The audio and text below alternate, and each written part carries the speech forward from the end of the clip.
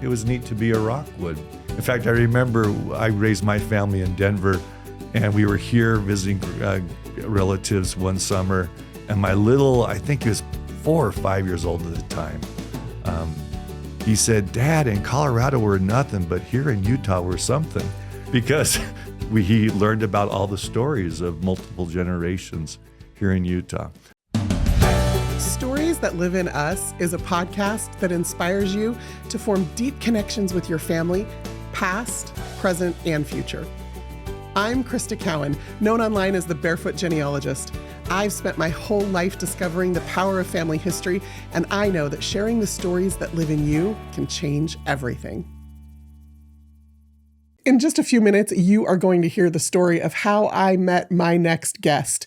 And I felt a little tricked, but he has become a dear friend over the last decade that we have known one another. Steve Rockwood is the president and CEO of FamilySearch International. And if you're into family history at all, hopefully you're well aware of FamilySearch and the work that they are doing. So even though I work for Ancestry, FamilySearch and Ancestry are very collaborative in this space.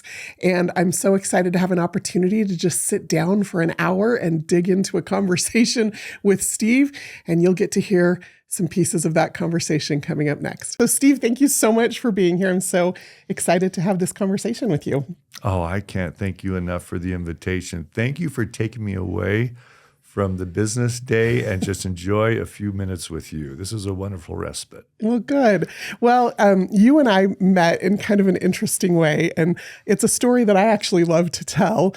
The Jewish Genealogy Conference was in Israel the summer that it had been announced that you were taking the helm at FamilySearch, and you came up to me and introduced yourself, but did not tell me your new job title nor your last name. And so, and you asked me a lot of really interesting probing questions about my involvement in family history and the genealogy industry. And I think I overshared because about a half hour later, I realized who you were. And while Ancestry and FamilySearch have always had kind of a friendly rivalry, we are not competitors. We are certainly partners in the work that we're doing. And so I was thrilled to get to know you, but I always was a little bit worried about what I might have said to you. This is the first time I've heard that. So that was over 9 years ago. It was the summer of 2015. Yep. I promise you, I was not trying to do reconnaissance or anything like that, because I was literally just a sponge. It had literally been announced just 2 days before. It was announced that I would be the CEO and president, and literally I was already scheduled to jump on a plane to participate in that conference. And so I was a sponge. My questions were sincere and genuine because I needed to learn from you. You're one of the great figures in this industry, and so I couldn't have had more luck or blessing to meet you right off the bat. Well, thank you very much.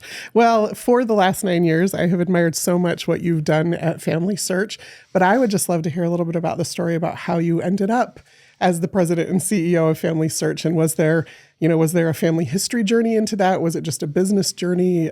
Was there a point at which you caught the family history bug? One of the things I love about this industry that there are very few of us are like you and others who I think discovered this at a very, very young age, usually thanks to parents or especially grandparents. And you were so in tune and enlightened at a young age that then you pursued it. Unfortunately, I'm not in tune and enlightened.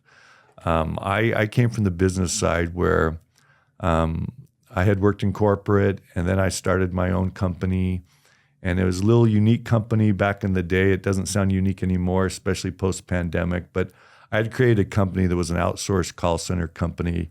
And the unique thing was all my employees worked from home. It was a pure HR play. And we would go into corporations like Disney and American Express and others and say, who would you like to represent your company? A typical call center agent, which is great. I had run call centers before. Or people that would never, ever, ever work in a call center, no matter how much you paid them. These are retirees. They are all college educated. And the technology at the time, in the late 90s, allowed us to do that sort of thing. So when I had done that, and we were several years into it, FamilySearch had heard about my model. And so they asked me to come and talk to them about it. And so then I kind of got this gig to build a home-based, but in this case, global, and a volunteer-based versus employee-based because of the FamilySearch model, contact center. And my wife and I thought, well, that's a good 18-month gig. We'll go and help out because we were just honored by the invitation to do so. And here I am 20 years later, still on. And we ultimately sold that company in 2012. And I had, once we did that, we then started helping with all the international growth. And I was director over international. That took me to Germany with my family. We had a time there launching FamilySearch in other languages from our Frankfurt office. And then each year thinking, okay, is now the time to go back in industry? Is now the time to go back in industry? Until they asked me to take Dennis Brimhall's place. We were still living in Colorado at the time. So that's my boring but story. So like a lot of us in the space now, in third grade, we didn't say, someday I'm going to be in family history, but it's been an absolutely incredible ride and personal journey for me that I just feel so grateful for. Sounds like it. That's amazing. I did not know all of that backstory. I knew you had come from the international side of FamilySearch, but prior to that, yeah, that's fascinating. So at what point in your time with FamilySearch did you start looking into your own family history? Like, was there a spark or a moment or a story that caught your attention? Well, luckily I did have family history experiences well before. And my family history experience was in two flavors. First, we had a book. We had a book in our house, and I know my cousins all had the same book in their house. And it was the journal of Albert Perry Rockwood, who was a seventh generation Bostonian just outside of Boston. The Rockwoods first came to the colonies in the 1600s. And he met Brigham Young in the 1800s and joined the Church of Jesus Christ of Latter-day Saints and was in the vanguard company of Brigham Young when they first came to the Salt Lake Valley and said, this is the place. He was there. And so we had that book. And so as a young boy, I confess I didn't read the whole journal, but I certainly looked at the pictures. And I saw the pictures of him and his family. And so it was neat to be a Rockwood. In fact, I remember I raised my family in Denver, and we were here visiting relatives one summer. And my little, I think he was 4 or 5 years old at the time, he said, Dad, in Colorado we're nothing, but here in Utah we're something. Because he learned about all the stories of multiple generations here in Utah. So that gave me a sense of belonging. That gave me a sense of pride. But it kind of all funneled to Albert Perry Rockwood. And I realize now the reason why he was kind of the standout ancestor is not because he was in the vanguard company and that, although that was extremely compelling for a young boy. It's because he kept a diary. He kept a journal. And my other ancestors who were just as important and just as amazing, I just didn't know because I didn't have their diary, they didn't have their journal. So that's when it started. But now to answer your question, ever since coming to FamilySearch and having my Ancestry account and using all the resources in the industry, I'm now having discoveries of those ancestors that didn't have the journal. And certainly Albert Perry Rockwood's wife, who is my great-great-grandmother, is one of those key standout ancestors for me.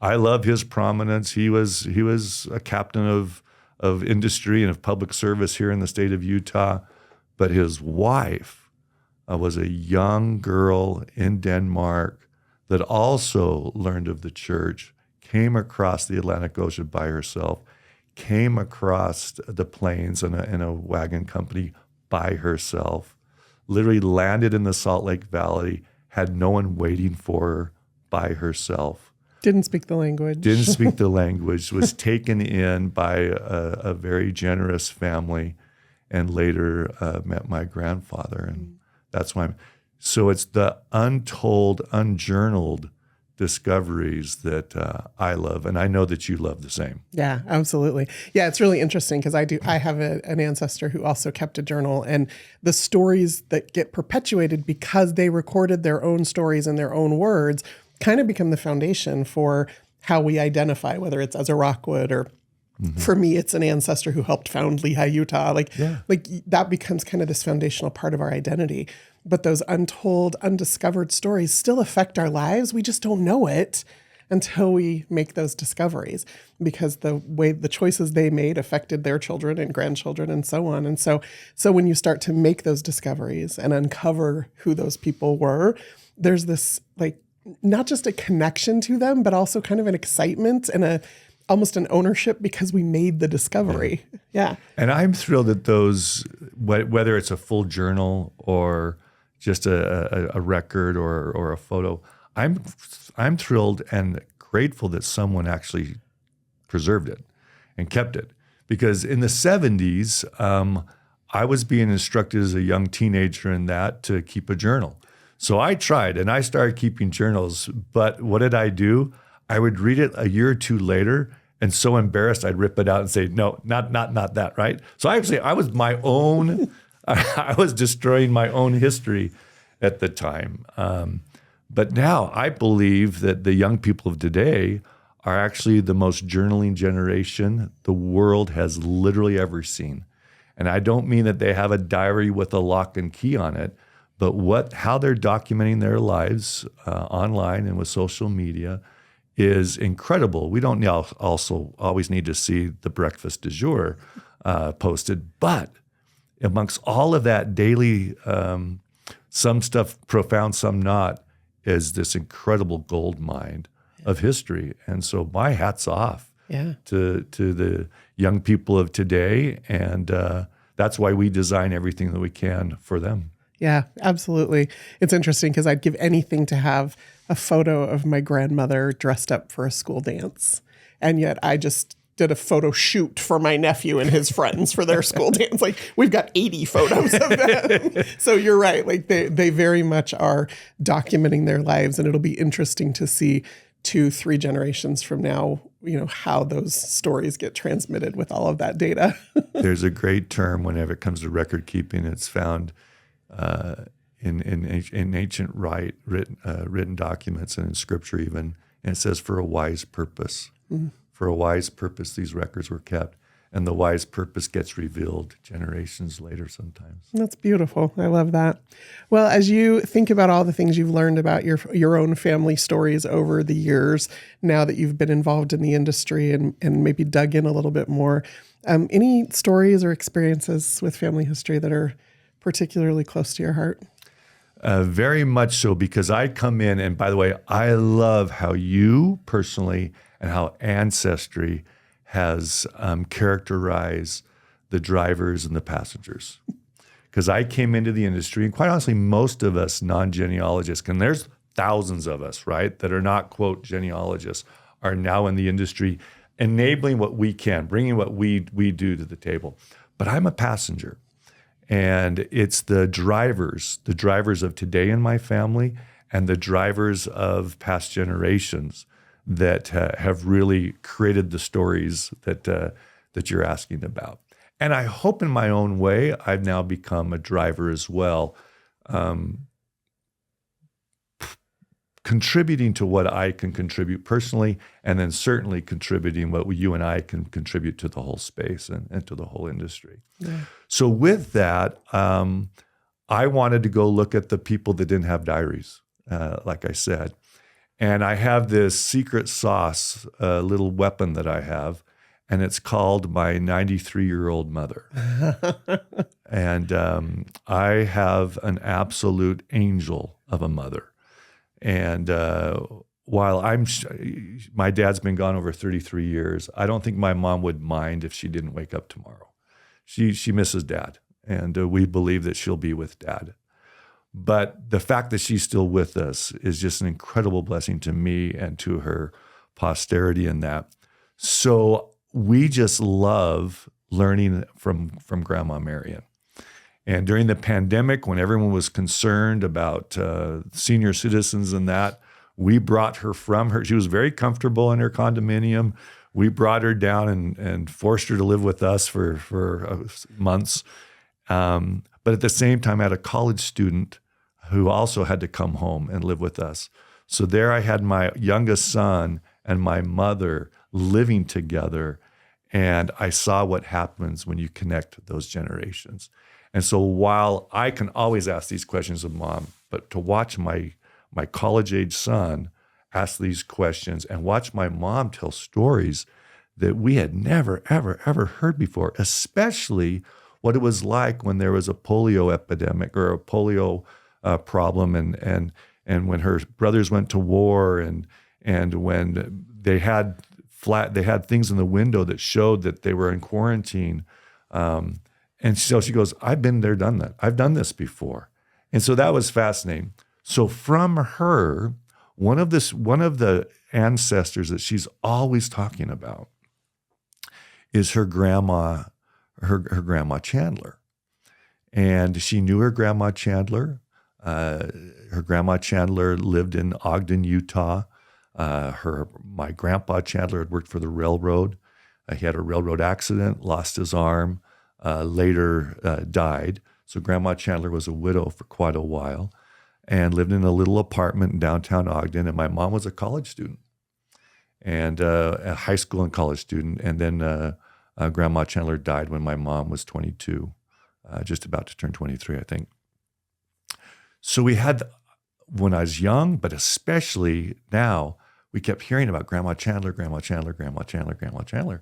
And Grandma Chandler, from what we can tell, didn't keep a journal. So what I do, I look at what Ancestry has. I look at what FamilySearch has. I start seeing photos and this. And then we said, we need to capture this magic of Grandma Chandler.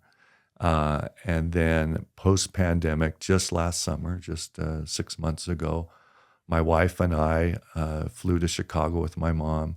We picked up my brother and sister-in-law in Chicago, and we drove down to Vincennes, Indiana, where Grandma Chandler was born and where Grandma Chandler grew up.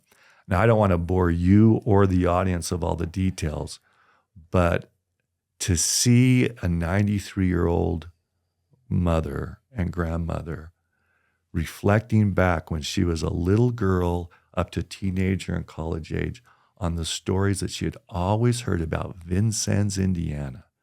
It was just this magical place in my mom's mind. And it lived up to the magic. When she saw the corn growing, and she goes, this is so beautiful, and it's a historical place as well for American history and that. But to watch a passenger, my mom, have Grandma Chandler come to life in this chapter, and to have me and my brother, and then we had a nephew join us who also lived in Ohio at the time, and we had 4 generations there just soaking it all in. That's what I love about this industry. Yeah. Yeah. And that's really we've talked before on the podcast about the importance of place. And there's something about being in the places where your ancestors lived and feeling that connection to that place. But really, it's not about the place. It's that the place connects us to the people. That's right. And it's also about the drivers who make those places come alive for the passengers. So while I'm there, I'm just so grateful for the drivers, because we did have a few members of the Chandler family, and her maiden name was Bruce Carnan, of the Carnan family, and the history that was there. And while we're there, I didn't have time to truly prepare for the trip the way that you would. You wouldn't have been very proud of me, but I was just so busy with work and that, and then we hopped on the plane and went. Sure. But we walked into the local historical society there, and he has Ancestry on the screen. He has FamilySearch on the screen. He opened it up, and he made that trip magical for us because he's a driver. Yeah. So it's just, and I imagine that most of your listeners are drivers, and many are grateful passengers that are becoming drivers. And I just want to thank you for being not just the driver of your own family, but being a driver for the whole industry. Thank you. And I hope you realize the thousands and thousands, tens of thousands, and certainly millions of passengers you're blessing because of the work that you do and others do. Whether it's the archivist driver, whether it's the historical society driver, it's the family historian. I don't know how this works, Crista, but I literally have the opportunity to go all over the world. No matter where I go in the economy of humankind, somehow, some way, there's always at least one Crista Cowan in every single extended family. Yeah. And I personally think that's not coincidence. I think there's an inspired reason for that. And it's those few that are connected to absolutely every single extended family out there that are blessing the rest of us as passengers. And that's what I felt that trip. That's what I feel every time I'm with you. That's what we feel at Roots Tech. It's those drivers blessing the millions of passengers. And I think the great opportunity for us is to introduce more and more passengers to the work that you do. Yeah. Yeah. I've used that analogy on stage at Roots Tech last year. The idea of, I took 10 of my family members on a trip in a 15 passenger van, and I literally was driving. Yeah. But there's also, I think, ways for everybody to become involved, because my dad sat in the seat directly behind me with the Ancestry app opened on his phone. And when people were asking questions, he was helping to pull up the stories that I had put into the tree. So he got to be kind of the backseat driver. Yeah. And then I think everybody also kind of brings their own pieces of the story, right? Because in that van, it was an interesting experience because it was my dad and 5 of his first cousins and their only surviving aunt and 2 of my siblings. And we're on this trip, and I'm sharing the research that I've done, but they're sharing the stories that they've heard. Yeah. Because everybody got to listen to grandpa or great grandpa tell a story, and they all heard it a little bit differently. And so as you talk about your mom and her sharing, stories with you, but then maybe a little bit of a different way she's sharing those stories with your son, that's what happens in families. And I think one of the beautiful things that we can do is when we have those come together moments, whether it's a trip in Indiana or a family reunion in Utah, we have the opportunity to bring all the pieces of the story together. And it creates a whole new beautiful thing. And so I'm just curious to know, you took that trip, you've heard those stories. What did you do to document that or capture that? Great question. First of all, I'll tell you what ended up happening in day 2. And we were only there for a couple of days. But my grandpa, who had died, and my mom didn't know her grandpa, but he knew her grandma. He had been born in Flora, Illinois, which was just west of here. It was an hour trip. So during that time and throughout the 3 days that were there, I was kind of on the trip with everyone because I was playing catch up. I was online doing exactly what you did. All right, what does Ancestry know? What does FamilySearch know? What do the other sources know? And what really unlocked it for me was your newspaper collection and other newspaper collections that the Historical Society had showed me. So I'm sitting here literally adding color to the names, dates, and places with all these newspaper stories. And so what do? We then upload that, and we make sure and attach that to them. We took photos. It was so cool. Here's my nephew. He's the one on the ground moving the grass that had grown over. Oh, physically on the ground. Yeah, he's on the ground, moving the grass, carving out the grass that had grown over the headstones and that, so we could take pictures and complete the profiles online, right? And so, you document that, but then you also want to document the stories themselves. Yeah. And this is where we continue on with grandma. So back to what I think is the most journaling generation. My granted, their dad is, quote, in the industry, but they're participating not because dad in the industry. So I have a son who regularly interviews grandma in a podcast type approach like this, and we capture the memories, we capture her face, we capture the voice. He's now doing it with me and my wife. That was a Christmas gift. So we're thinking, oh, he thinks we're getting old too, so we better capture this as well. And so he and his brothers call us, and we do this. And so, yeah, we're doing it with multimedia. We're doing it with the resources that Ancestry, FamilySearch, and others have.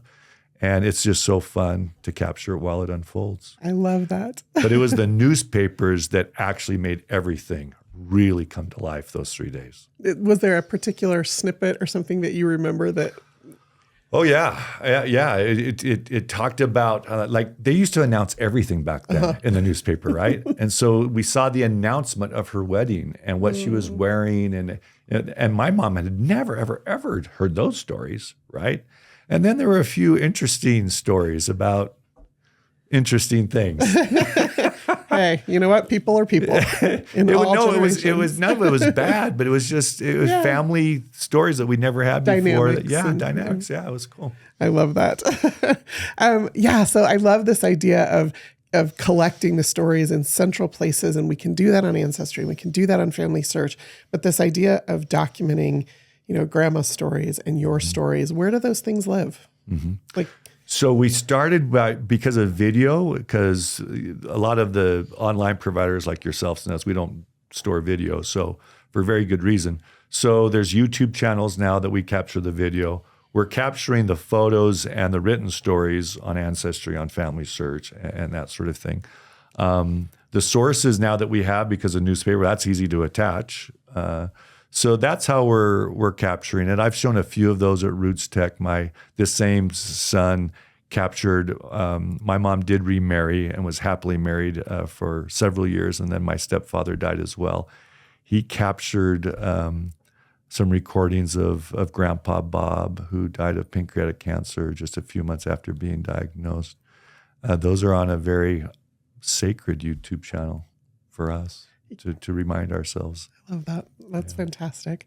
Well, as you kind of think about, right, your mother has been the grandma, right? Mm-hmm. And now you have grandchildren. Mm-hmm. As you think about the stories you want to share with them, whether it's about yourself and your wife and your family, or whether it's about your ancestors, what stories are you sharing with them? How are you going about that? The stories that we share, usually I'm not looking for that compelling thing. It's primarily based on what illustrates the character. Yes, where did they live? How did they live? Who did they love? But what was it that they learned? And what can we learn from them? So my mother's other grandma, Laura Jane Holman, my mother never knew, because Laura Jane Holman died of breast cancer just after coming from the United States.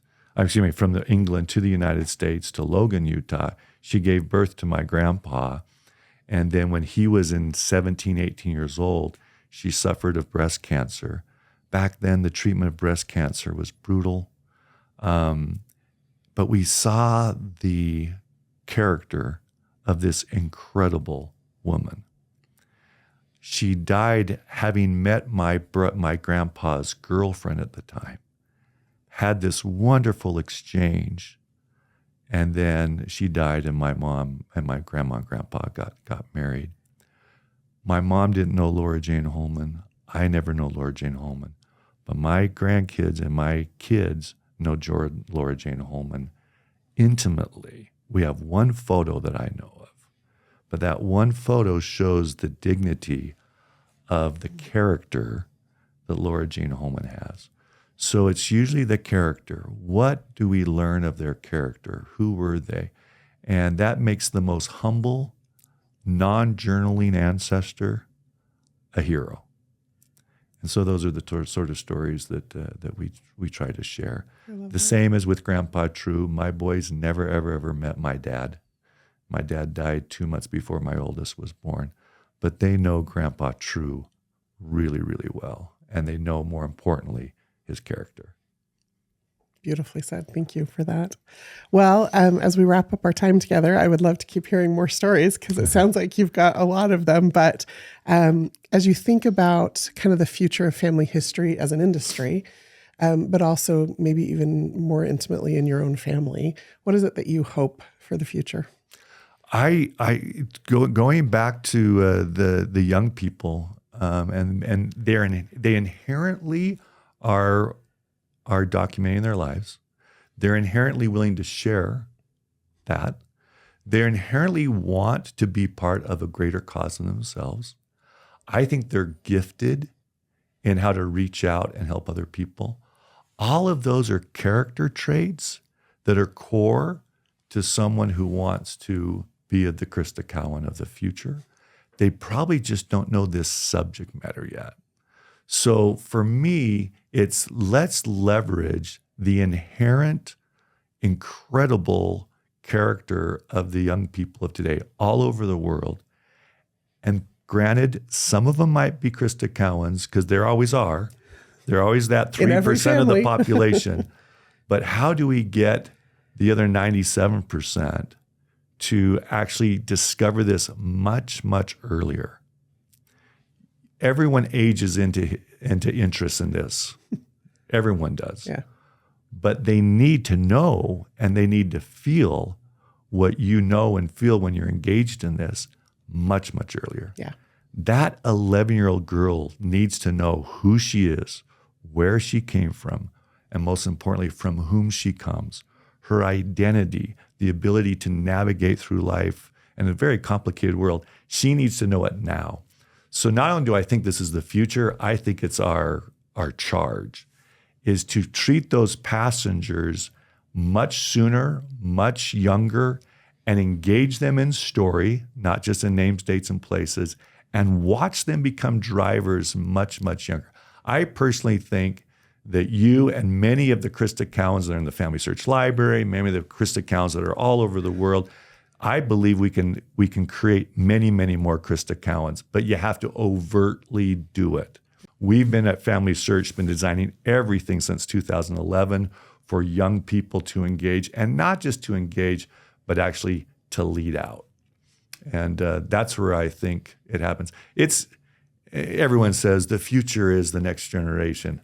But for our space and for this industry, it really, really is. And I'm just thrilled that we're really honing in on that generation to help them age into it decades before the rest of us age into it. Yeah. And I love that you've got that sweeping vision. It's very appropriate for your role to have that broad vision. When I take what you just said and bring it down to a really personal level, I want that 11-year-old girl involved because the number one regret that every genealogist I ever talked to has is that they didn't talk to their family members when they were still around. That's right. And you think about, your grandfather's mother dying when he's 17, and now her children and grandchildren do not have access to her and to those stories. And I want that 11-year-old girl to make sure she gets the personal contact and the stories. It might not be a journal, but words from their mouth are even better. And so I love that you still have your mother with you and that you've shared a little bit of her with us today, and that she is sharing those stories with her children and her grandchildren and her great-grandchildren, and that intimate connection becomes, I think, so important to be able to have that and to perpetuate that. So thank you for sharing her with us. Well, and thank you for staying on target with that message, because my mom's parents, they both lived in their 90s. And I never asked as a teenager and as a young adult the questions that I should have been asking. I remember Grandpa, he grew up in the sugar industry here in Utah. And so his whole life was that career. And he would start to talk about the sugar factory and that. And we all thought, oh, guys, why did you ask that question? Now we're committed here for the next, like everyone does, right? Yeah. If we had only been a little bit more sober, and if I had been a Crista Cowan at that point, I would have realized the magic that was happening. And I would have asked different questions. But here's the difference. My boys are asking those questions. My boys are doing what I didn't, and they're doing it naturally. That's why I think what we're talking about, these young people today, it's natural in them. It's not something we have to try to ignite. Well, then we will just get out of their way, right? That's right. Well, fantastic. Thank you so much. Thank you for being here. Thank you for sharing your stories. Thank you for the work you're doing in this industry. I think we're making things accessible to people that were not accessible before, and hopefully inspiring them to not just come along as passengers, but to hop in that driver's seat.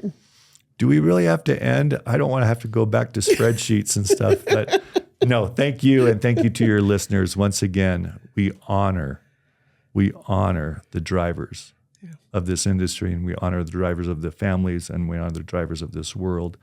And I hope you realize how much we love and appreciate you and what you do. Thank you. Thank you very much.